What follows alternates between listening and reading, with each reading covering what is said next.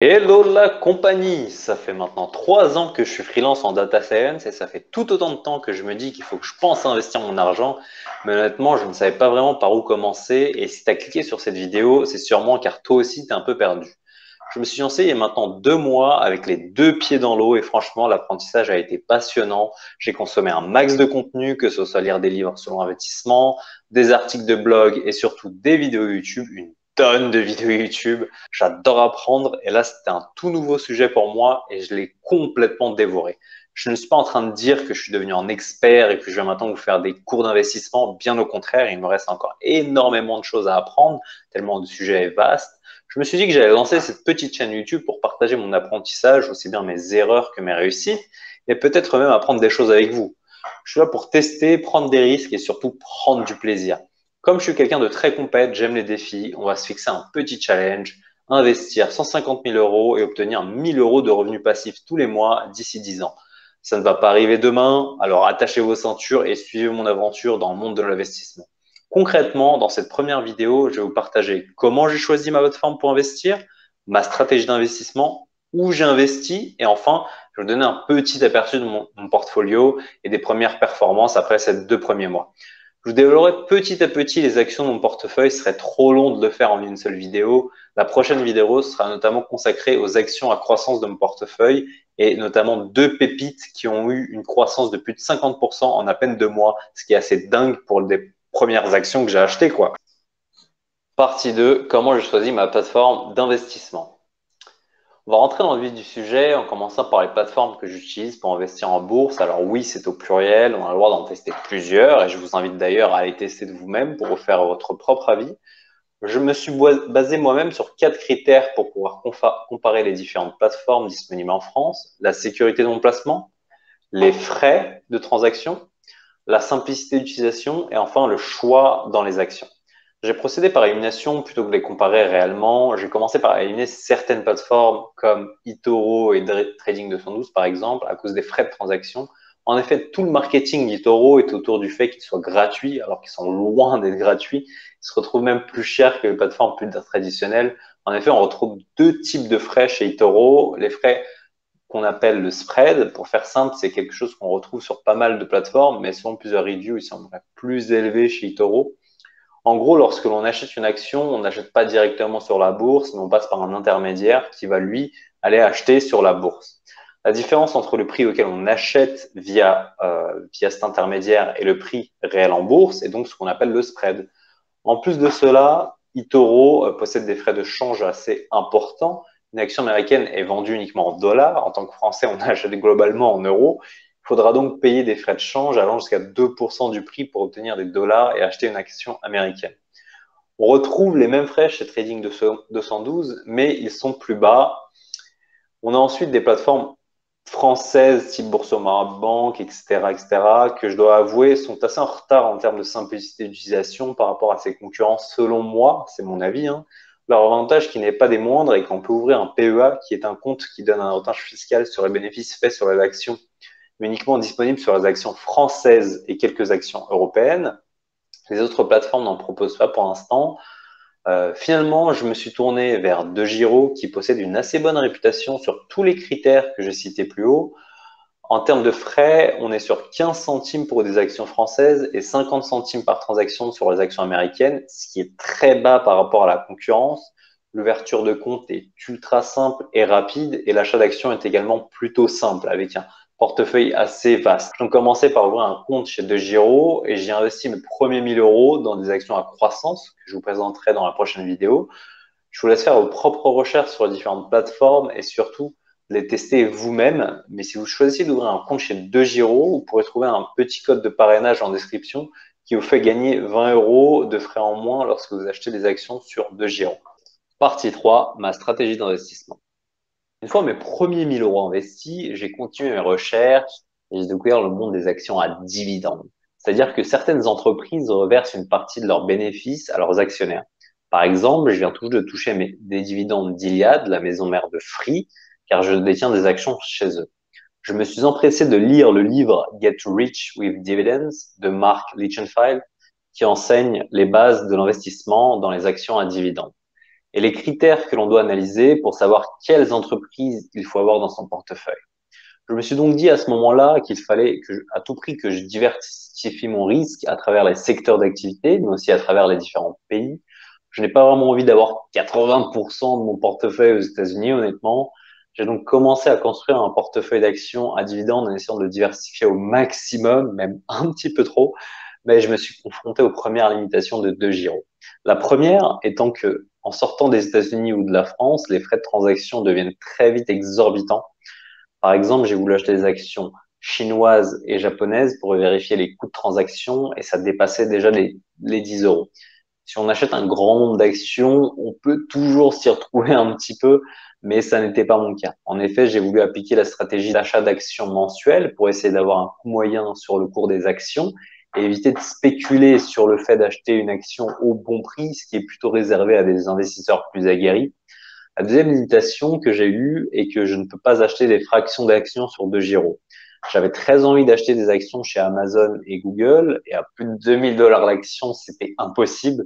Ça allait à l'encontre de ma stratégie d'investissement car je voulais vraiment avoir un portefeuille plus ou moins équilibré et pas tout mettre sur une action.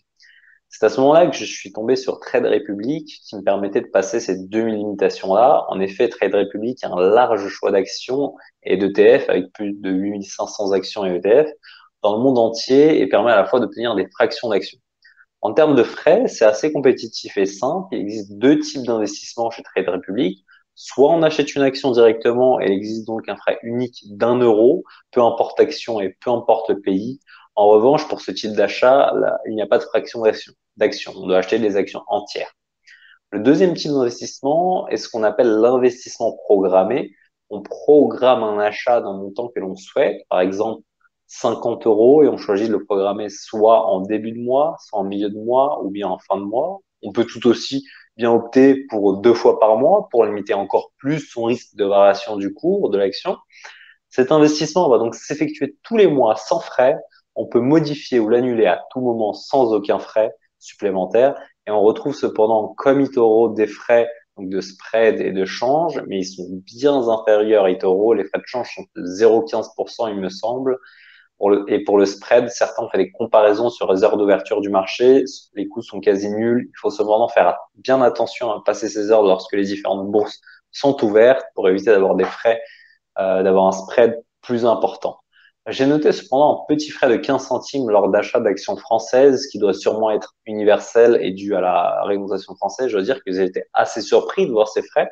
J'ai acheté des actions américaines, suisses, allemandes, anglaises, danoises sans aucun frais. Et lorsque j'ai acheté des actions françaises, je me retrouve avec des frais. Maintenant, je dois me renseigner davantage là-dessus pour essayer de mieux optimiser encore tout ça. Encore une fois, faites vous-même vos propres recherches, ne croyez personne sur parole, surtout sur YouTube. Mais si vous choisissez Trade Republic, vous pourrez profiter de 15 euros offerts si vous utilisez mon lien de parrainage en description pour vous inscrire. L'inscription est d'ailleurs très rapide. Un autre avantage est que Trade Republic a annoncé qu'en 2021, ils allaient donner la possibilité d'ouvrir un PEA. En revanche, l'inconvénient que je trouve chez Trade Republic pour moi, c'est qu'on trouve très peu de graphiques sur notre investissement. Il y a uniquement une courbe qui montre les variations de l'ensemble du portefeuille. C'est pour ça que j'essaie de me construire un outil pour venir compléter Trade Republic, pour mieux suivre mes investissements et surtout le paiement de mes dividendes. Partie 4, présentation de mon portefeuille. Je viens tout juste de me lancer, donc mon portfolio est assez bordélique, mais il va prendre forme au cours des prochains mois. On va commencer par la répartition de mon portefeuille à travers trois types d'investissements: les actions à croissance, les actions à dividendes et enfin les crypto-monnaies. Pour l'instant, mon portefeuille est constitué de 23% de crypto, de 19% d'actions à croissance et 57% d'actions à dividendes. Idéalement, j'aimerais que mon portfolio soit constitué de 10% de crypto, 10% d'ETF, 30% d'actions à croissance et 50% d'actions à dividendes. Pour l'instant, mes performances dans chaque segment sont les suivantes. On a une perte de 23% en crypto, soit 400 euros. Je n'ai pas vraiment choisi le bon moment pour investir en crypto, clairement, mais je serai patient, je compte vraiment rien vendre en crypto. C'est stable dans les actions à dividendes, soit un gain de 16 centimes, mais ça fait même pas 15 jours que j'investis dedans. J'ai un gain de 18% sur les actions à croissance en un peu plus d'un mois, soit 175 euros. J'en profite donc pour vous montrer directement les plateformes sur lesquelles j'ai investi, donc notamment Coinbase ici. Donc on voit pas combien j'ai investi au départ, mais j'ai investi à peu près 1 800 € qui aujourd'hui donc valent 1 400. Donc j'ai une perte de 400 donc sur la plateforme Coinbase ici. On a ensuite donc mon CTO sur de Giro où j'ai fait un virement tout simplement de 1 000 € pour commencer.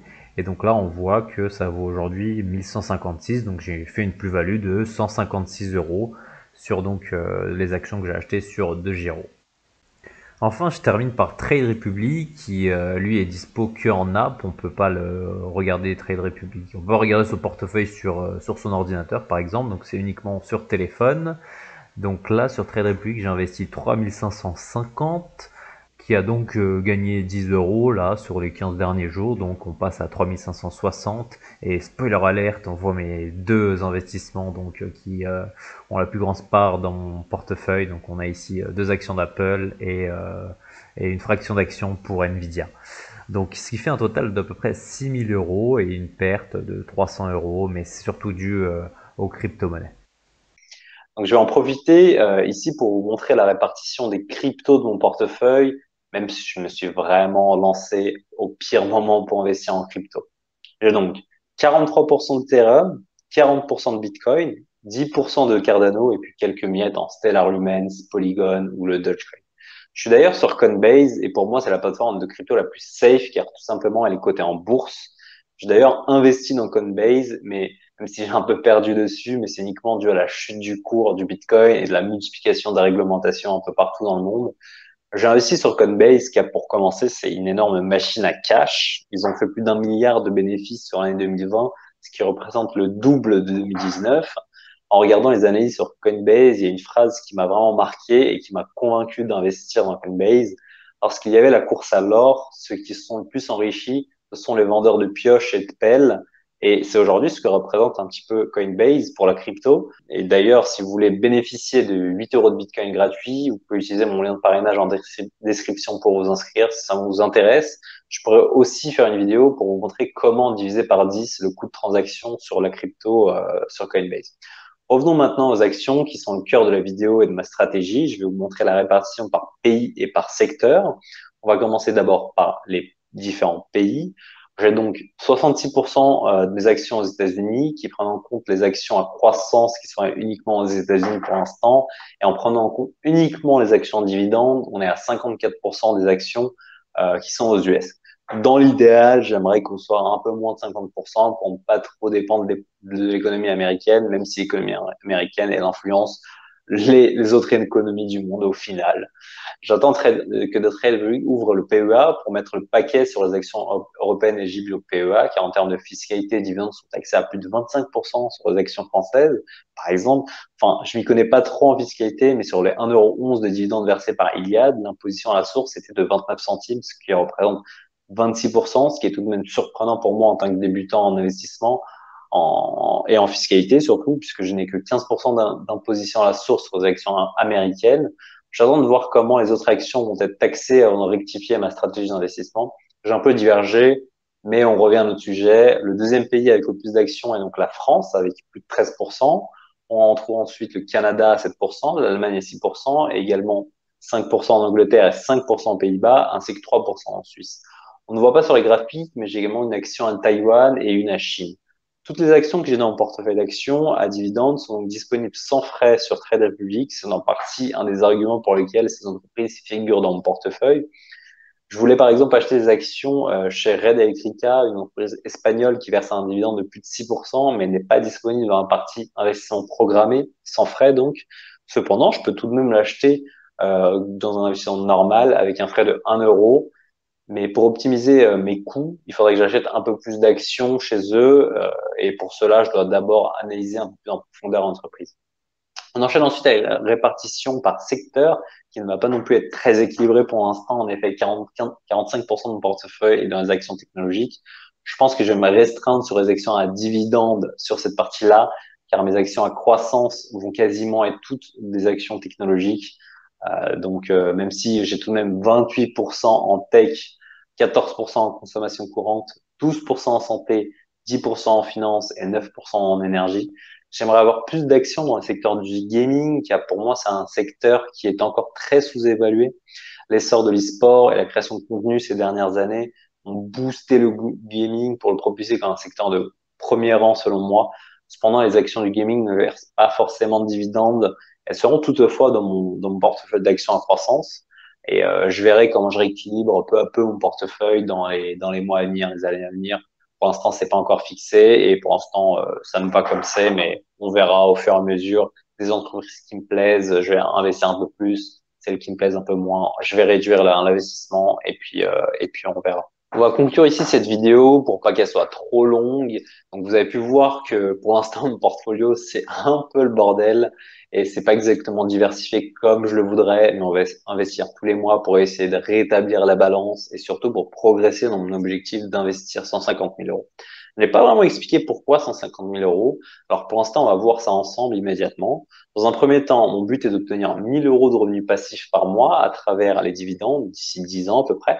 Aujourd'hui, mon rendement moyen à travers toutes les sociétés dans lesquelles j'ai investi est de 3,5%.